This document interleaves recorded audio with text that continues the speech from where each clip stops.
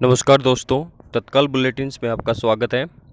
यहाँ पर हम डिस्कस करने जा रहे हैं जो डिस्प्यूट चल रहा है नेपाल और इंडिया के बीच में, वो क्या है।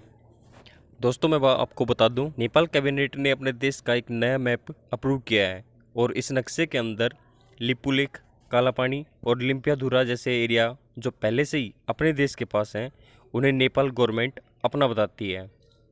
ये एरिया भारत और नेपाल के बीच में कई सालों से, बात करें तो 1962 से ही डिस्प्यूटेड है। तो चलिए अब इसके बारे में बात करते हैं कि ये सारा डिस्प्यूट क्यों हो रहा है और किस वजह से हो रहा है। यहाँ पर बात करें हम नवंबर 2019 की, जब इंडिया ने अपना नया पॉलिटिकल मैप दोबारा से लॉन्च किया था, तब से नेपाल में ज़्यादा डिस्प्यूट हो रहे हैं और इंडिया के ऊपर बार बार वो यह क्लेम कर रहा है कि ये एरिया हमारा है। यहाँ आप देख भी सकते हैं, यह न्यूज़ 8 नवंबर 2019 की है, जिसमें कहा भी गया है India's updated political maps tyres controversy in Nepal. और इसके बाद ही नेपाल ने कल यानी कि 20 मई 2020 को अपना न्यू पॉलिटिकल मैप अप्रूव किया है, जिसमें जो डिस्प्यूटेड एरियाज़ थे लिपुलेख, कालापानी, लिम्पियाधुरा, उन सभी को मेंशन किया है। और नेपाल में जो फिलहाल रूलिंग पार्टी है एनसीपी यानी कि नेशनल कम्युनिस्ट पार्टी, इनके मेंबर जिन्होंने रिजोल्यूशन टेबल किया है और यह भी कहा है कि नेपाल अपनी टेरिटरी कालापानी, लिम्पियाधुरा और लिपुलेख को अपने देश में फिर से मिलाएगा। इससे पहले नेपाल के फॉरेन मिनिस्टर द्वारा 2 दिन पहले ही ट्वीट करके कहा गया था कि नेपाल अपना एक नया मैप जनरेट करेगा, जिसमें सारे राज्य और डिस्ट्रिक्ट को फिर से बताया जाएगा। इस मैप को लाने का एक ही रीज़न है कि लिपुलेख, कालापानी और लिम्पियाधुरा को उस मैप में दर्शाया जाएगा। और फिर इसके बाद ही नेपाल के prime minister KP Sharma Oli, उन्होंने पार्लियामेंट में स्टेटमेंट भी दिया था कि ये एरिया नेपाल के हैं और हम इन्हें लेकर रहेंगे। उनके इस स्टेटमेंट के बाद ही नेपाल की जनता भारत के खिलाफ दंगे फसाद करने लगी और नारेबाजी लगाने लगी। अच्छा, यहाँ पर नेपाल अब इतना क्यों भड़का हुआ है, तो बता दें, यहाँ पर करीब एक हफ्ते पहले ही जब बीआरओ ने लिपुलेख पास यानी कि लाइन ऑफ एक्चुअल कंट्रोल तक सड़क बना दी थी, जिसका इनॉग्रेशन हमारे डिफेंस मिनिस्टर राजनाथ सिंह ने किया था।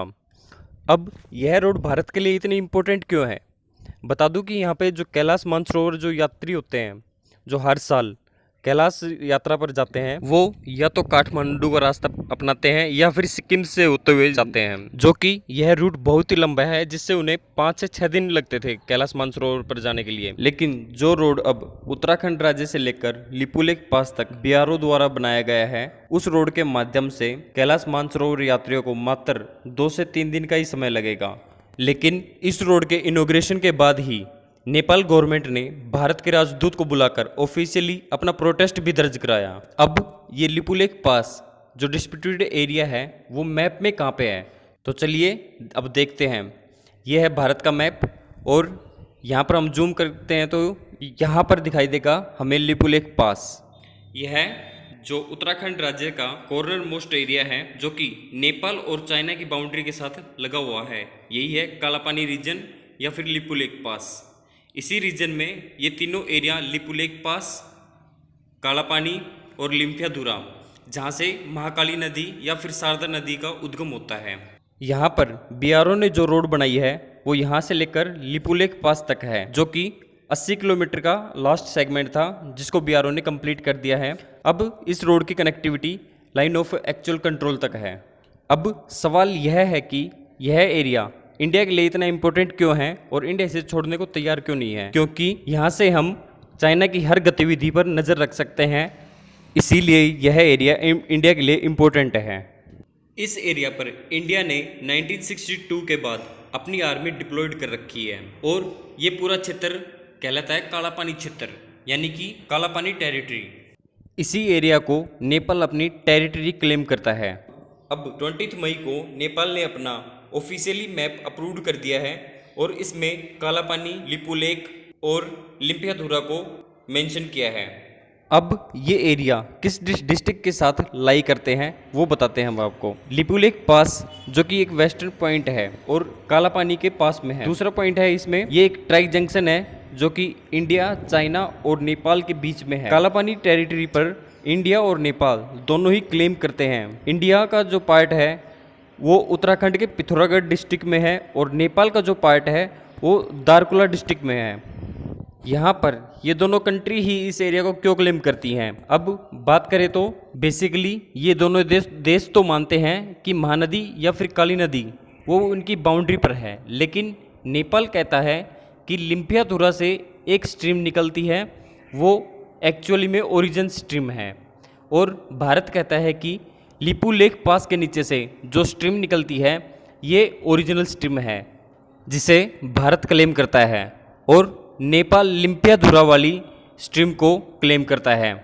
ये पूरा डिस्प्यूटेड एरिया कोई छोटा एरिया नहीं है, यह पूरा 400 वर्ग किलोमीटर में फैला हुआ एरिया है, जिसे ना तो नेपाल छोड़ने को तैयार और ना ही इंडिया।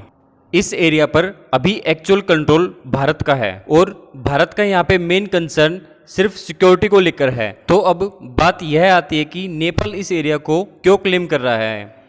नेपाल शोगोली ट्रीटी 1816 जो कि ब्रिटिश इंडिया और नेपाल के बीच हुई थी, इसी के तहत यह एरिया नेपाल का होता है। तो अब बात यह आती है कि नेपाल इस मैप से क्या साबित करना चाहता है।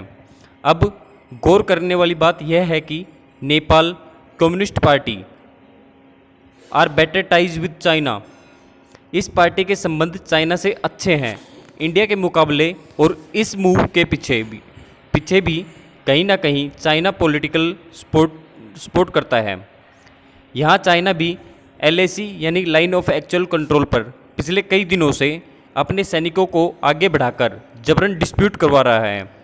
फाइनली जब KP शर्मा ओली, जो अब प्राइम मिनिस्टर हैं नेपाल के, 1996 में ये होम मिनिस्टर थे नेपाल के, उस समय भारत और नेपाल में महानदी संधि साइन की गई थी, जिससे नेपाल ये सोचता है कि भारत को नदी का ज़्यादा पानी मिल गया और हमें कम मिला है। फाइनली 20 मई की शाम को नेपाल की तरफ से यह मैसेज भी आया था और यह न्यूज़ भी आई थी कि इंडिया नेपाल के अंदर कोरोना वायरस स्प्रेड कर रहा है। अब नेपाल इंडिया को यहाँ पर क्रिटिसाइज़ कर रहा है और नेपाल के PM KP शर्मा ओली ने अपने पार्लियामेंट में यह कहा था कि नेपाल अपनी जगह को वापस लेगा, चाहे उसके लिए उसे कुछ भी करना पड़े या फिर इससे किसी भी देश को नुकसान हो। नेपाल को इससे कोई फ़र्क नहीं पड़ता और नेपाल अपनी जगह को वापस लेकर ही रहेगा। तो ये था इस पूरे टॉपिक का एनालिसिस। आई होप ये टॉपिक आपको समझ आ गया होगा। और यदि आपके कोई भी डाउट, कोई भी कन्फ्यूजन रहता है तो आप नीचे कमेंट बॉक्स में कमेंट भी कर सकते हैं। और यदि आपने अभी तक हमारे चैनल को सब्सक्राइब नहीं किया है तो प्लीज़ इसे सब्सक्राइब कर लें, जिससे कि आने वाली हर नोटिफिकेशन आप तक पहुंच सके। Thanks for watching, have a nice day.